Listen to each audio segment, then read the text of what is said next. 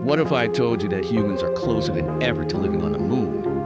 NASA's Artemis program is turning this vision into reality with plans to establish a permanent human presence on the lunar surface. Scientists are developing advanced lunar habitats, AI-powered rovers, and 3D printed structures to withstand a harsh environment. One of the biggest breakthroughs is the ability to extract water from moon rocks, which could support human life and even be converted into rocket fuel. Researchers are also experimenting with growing food in lunar soil, which could make long-term habitation possible.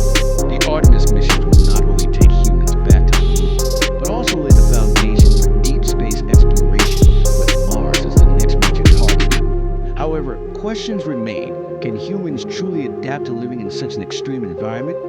Will the challenges of radiation, low gravity, and isolation be too much to overcome? Some experts believe this is the next giant leap for humanity, while others argue that the risks and costs outweigh rewards. As we stand on the edge of this new frontier, one thing is certain: space exploration is entering a bold new era, and the moon is just the beginning. What do you think? Will we see a moon colony in our lifetime, or is this an impossible dream? Share your thoughts in the comments. Subscribe to Solve Spree for more on space and science.